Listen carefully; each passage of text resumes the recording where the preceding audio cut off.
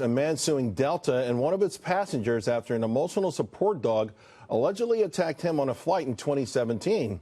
So does he have a case? Let's ask our legal guests, attorneys Natalie and Alicia Gold and Janelle Weinstein. Janelle, let me start with you.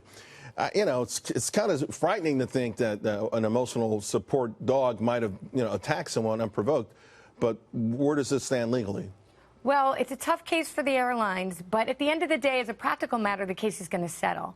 There's a bigger issue here, which is really the regulations that are in place to protect passengers and the airlines. The airlines acknowledge that there's a problem. The question in this case is... They acknowledge there's a problem with There's a problem with these emotional support dogs and the regulations. The question in this case is whether or not the airline was negligent. And there's no indication at this point that they were aware that this particular animal was a danger. So, Natalie, walk us through how this all went down. So there was a very large dog in the middle aisle, and as a man got onto his window seat, he was mauled and attacked by this huge dog.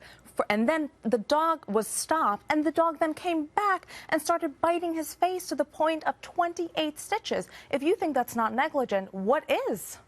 And the question is, who is responsible for the negligence, right? Certainly the owner who had this dog on his lap and did not It's a large dog and it was on the owner's lap? That's correct. On the owner's lap. It was actually a 50-pound dog. The problem That's here... a big dog. Yeah, Charles, the problem is the regulations. The Department of Transportation has regulations that accommodate service animals, which include these emotional support dogs. However, it is up to the discretion of all these different airlines to implement certain rules. Right, because we've seen where some are saying, hey, this is an emotional support animal. Some will take a peacock, some will take a whatever, but they do have discretion there. They've been exercising only to a certain extent. They don't have the right to refuse an animal to come on, an emotional support animal, if some passenger's uncomfortable or if the crew's uncomfortable, if there isn't any risk to their safety. What about the certification process for these animals? Yeah. Who does that, and are they liable? It's completely bogus. I mean, I looked up on my way here. Can I certify my animal for an emotional support certification? Yes, for $79.99. So can you.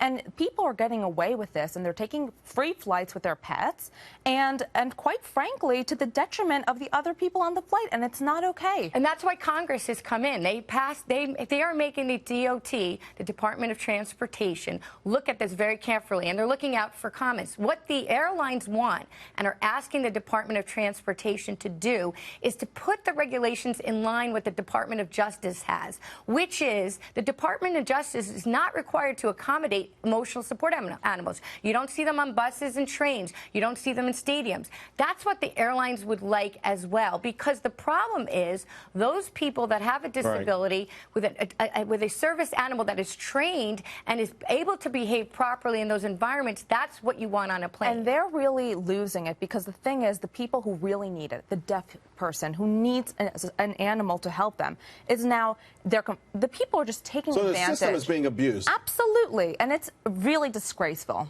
When it's all said and done, do you agree with Janelle that there'll be some sort of settlement? But the bottom line is this passenger who was mauled, he will get some kind of a financial settlement. If I was advising Delta, I would say pay as much as possible, keep it discreet, and make sure that you have the guidelines in place so that this doesn't happen again. All right, ladies, thank you both very, very much. I appreciate it. Thank you, Charles.